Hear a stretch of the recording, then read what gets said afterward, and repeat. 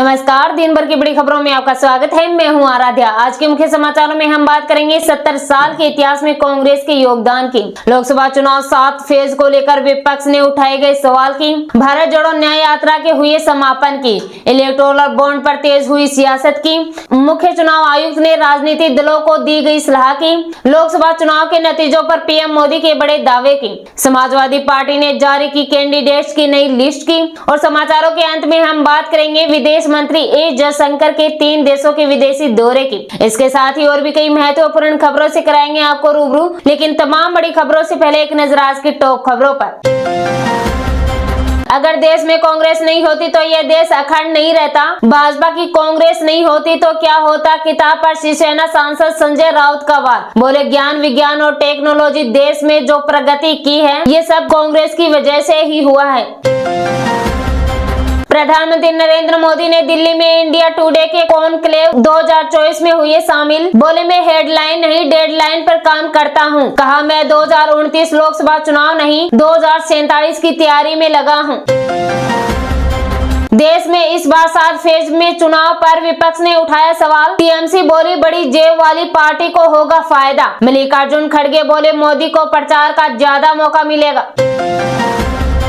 वफा खुद से नहीं होती तो खता ईवीएम की कहते हो। मुख्य चुनाव आयुक्त राजीव कुमार का शायराना अंदाज। राजनीतिक दलों से की गुजारिश और डेकोरम को मेंटेन रखे।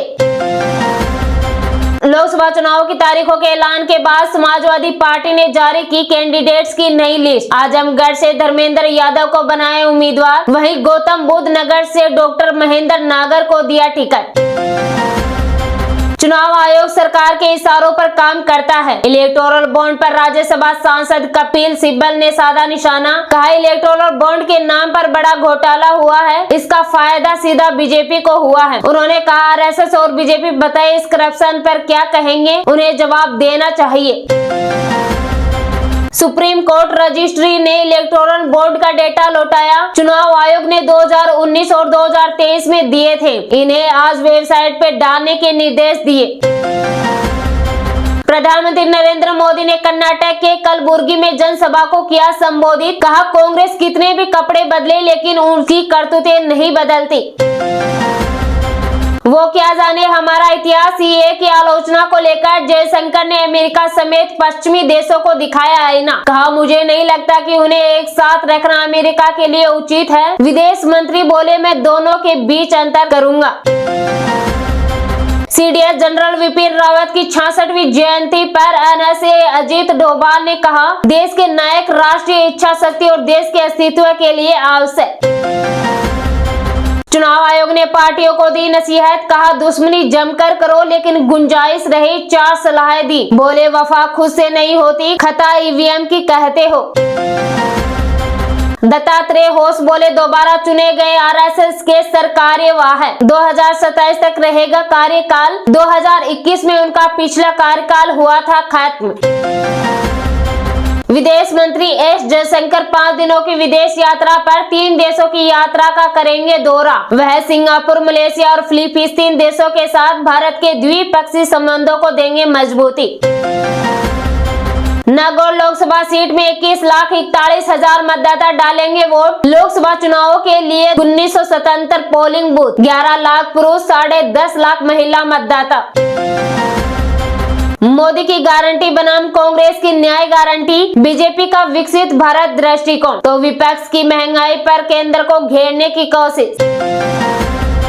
दिल्ली की राउज एवेन्यू कोर्ट ने कविता को 23 मार्च तक ईडी की हिरासत में भेजा। शराब नीति घोटाले में हुई थी गिरफ्तारी।